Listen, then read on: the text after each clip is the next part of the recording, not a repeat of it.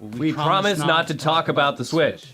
We promise not to talk about the Switch. We promise not to talk about the Switch. We promise not to talk about... 1, 2, drop! We're milking cows. I'm the best at milking cows. I'm milking a cow faster than you are milking a cow. 1, 2, drop! There's 3 balls inside my Switch controller. Could you imagine actually playing with this? Here we go!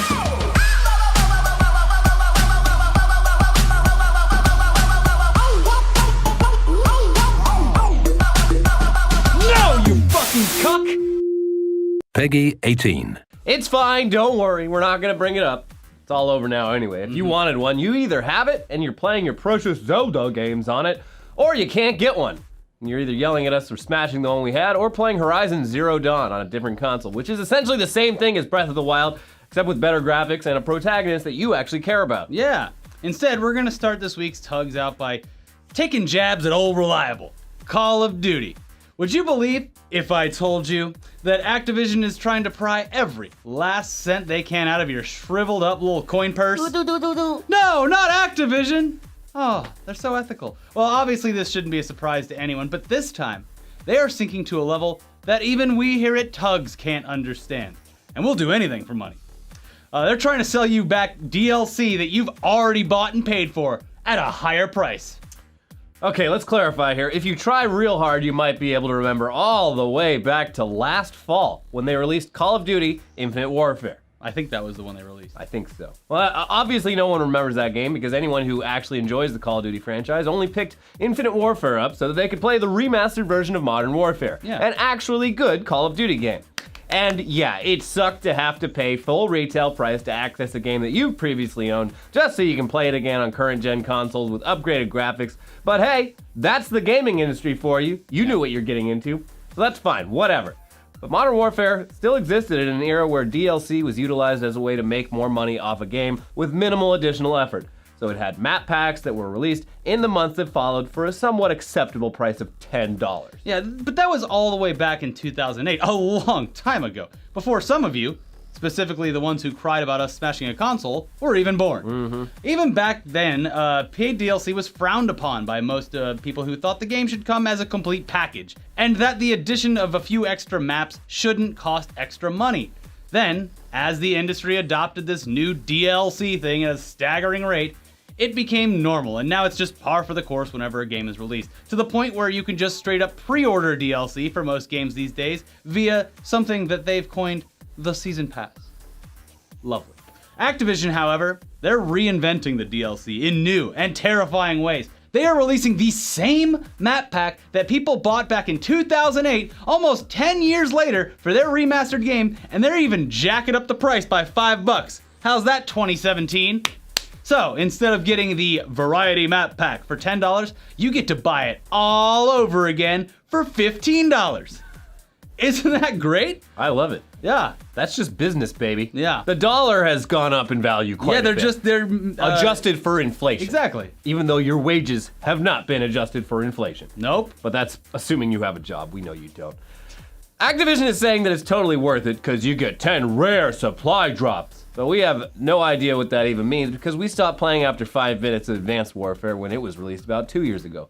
Get out of here with your wall running, your jetpack having head ass. Yeah. The Modern Warfare Remastered should have been a fully self-contained release, or at the very least, it should have been rolled out with free map additions as the dev team finished remastering them. At this point, if you own the original game and DLC in this version and buy this DLC, you have given the franchise around $150 for the same goddamn 2008 game. You deserve what happens to you. It just doesn't make sense. No, or dollars. But hey, it's your money or your dad's money. Feel free to waste it. Obviously, we know how to waste money here too. We do it a lot. We smashed we're not gonna talk about it. Yeah. Ricky bought No Man's Sky. I mean, he wasted his money doing that. Yeah. How's that going, by the way? Is it still Game of the Year? We've been over this. I haven't played it in months. It's a game that, it can't even gather dust because I deleted it from my PlayStation hard drive. So, it's somewhere out in the ether. Can't gather dust if you buy digital downloads. Exactly. Ever since someone spoiled the pointless ending that I was needlessly wasting my time searching for, I gave it up. But it turns out that they've actually added some updates recently. Ooh, multiplayer? The last dozen or so people left playing it. Shh. You don't have to add multiplayer if there's no one playing it. And sure, this game, it still looks like Nickelodeon released a version of Mass Effect, but at least it's something. They're basically giving you cars that you can drive around on planets. So whatever that's worth to you is you're getting it. There's also a graphical update for the PS4 Pro, which probably has as many active users as the game itself, so good for them. Congrats. And you can also now own multiple spaceships and keep them in a freighter. Great. Shut up and take my money. Now, as far as we can tell, they still don't have any kind of actual multiplayer activity that involves other, travelers on screen, meeting them or fighting them. So, listen, Sean, call us when we can dogfight in outer space. But by then, it's like... Or raw dog in outer space. Yeah, what's the point? He has been active on Twitter, though. Oh, yeah, he's back. retweeting and stuff. But yeah, he's come out of hiding, that's cool. Okay. He's still alive? He's still alive, but he's still not. He would refuse to go to GDC to accept that award. But he still haunts the halls of PAX, which is going on right now. The ghost of Sean Murray. Yeah. Whoa! This game is going to be limitless. Oh, I'm haunted by the ghost of Sean Murray, and he just tells me lies all day. Everything you want in a game is true. Just give us $60. Whoa! Anyway, since we're on the subjects of games past their primes but trying to keep their user base active, The Division is releasing an update with its newest expansion, The Last Stand, the combination of which will expand the PvP zone of the game by almost double. Woo! It'll add a new legendary difficulty setting to PvE, it'll add new items to gear, and some other bug fixes. I'd like to point out that instead of fixing the broken PvP system in this game, Just give me more! they're just Here's more! making the broken area bigger. It's fine. Now twice as big and twice as broken. Now all the people that are literally trolling you nonstop so that you cannot survive in it are just gonna have a bigger map to do it on. Hey, well, that's how the world works. I don't know, we can't fix it, so let's just make it bigger so it's harder for them to get found. Smart. Yeah, sure. You're a dev. They're also giving out some free stuff for their 1-year anniversary. Maybe a new emote. Yay. Yeah, that's it. A new emote. Awesome. A high-value target event, some credits, and a loot box thing. Oh, cool. Ubisoft's actually planning on doing free expansions moving forward, apparently. They've stated that at least the next 2 planned expansions will indeed be free for people who own the game, so that's nice to see. Hey, thanks. Here you go. Just look at you. You're trash.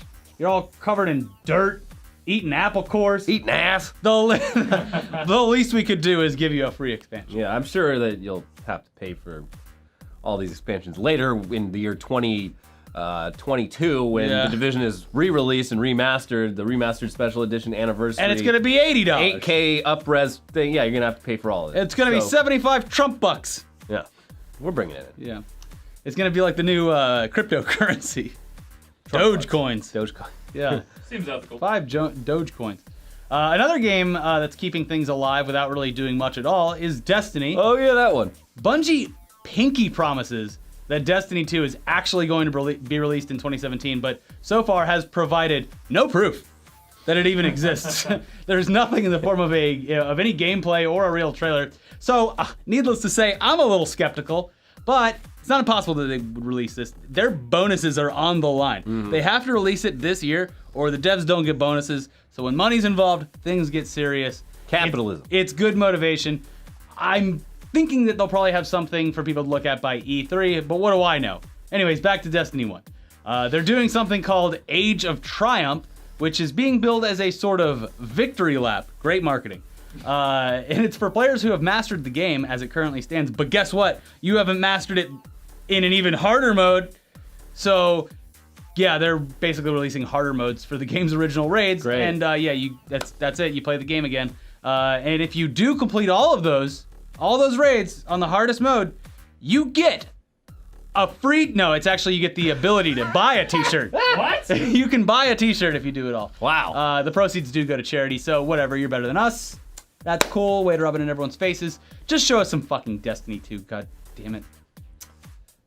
Anyway, it's been a pretty boring week in gaming news land because of the Nintendo Switch landing with a thud, but we're sure that it'll pick back up again soon, so don't worry.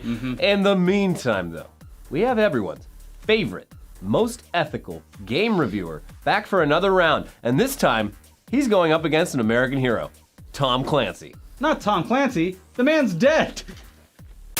I'm not tactical, I'm tactical. You're a disgrace to the servicemen and women of this country. Damn. Tugs boys and Tugs girls. I heard there was more than one of you. Imagine them Anyways. doing this at like a USO show overseas. Like everyone loves Jimmy's reviews so much, they fly him out. This week, I'm reviewing the biggest failure of the year, Ghost Recon Wildlands. Look, all you console plebs won't understand, but someone with a god-tier computer who played DayZ from its early inceptions, and now to Arma 3, Wildlands is trash. Let's start off with the voice acting. When you're scouting around with your RC helicopter drone, and the voice acting is something like 1, 2, baby makes 3. What the fuck? The voice actor in this game is like asking the guy down in marketing, or up in marketing, to come down and record a few voice lines for you and your fellow squad members, and you just call them a bunch of fuck sticks. It's repetitive, it's shitty, and it completely removes me from the Ghost Recon experience. But shitty. Yeah. Thanks. Clearly, there is something redeeming of this game. Sure. The gunsmith, where you can customize your weapon, is good. This is something that should be in other games going forward. The problem here, viewer, is it would be impossible to balance. The reason Wildlands can have this completely overpowered gunsmith tool to make all your cool shit is because there's no PvP. There's no player versus player in the entire game. Nope, just shooting AI. Want to run around with a completely overpowered semi-sniper rifle of death? You can, but only blowing these drug dealers. Wait. Blowing them? Ass Mafia. Come on, Shibs, there has to be something cool in this game. Is Come On Shibs in here? Oh no, your scope! Come on, Shibs! I'll go to the gunsmith. It's all good. Know what is cool? When you and your three idiot AI or actual human teammates walk into a drug lord's house strapped with multiple silenced automatic rifles per person, and the civilians or housekeepers literally have no reaction to you being there. Really? Are you telling me that across the couple hundred missions in this game, the civilian population of Bolivia, they're so used to this sort of sight, there's literally no reaction? It's total shit. Driving and flying, especially in beta, is complete shit, and it continues to be that in the retail release. You're telling me that is normal for your AI teammates to simply just teleport to your location all times? No, not this time, Ubisoft. This game is not graphically impressive. A AAA title, I got a lot of phlegm. Ugh. This game is not graphically impressive. A AAA title in 2017 that has an open world should focus on that especially. The characters in your squad are assholes. And that, am I supposed to be rooting for these guys? No, I'm basically rooting for the Bolivian drug kingpins to actually win. My favorite comment about this show is, are we supposed to be rooting for these guys?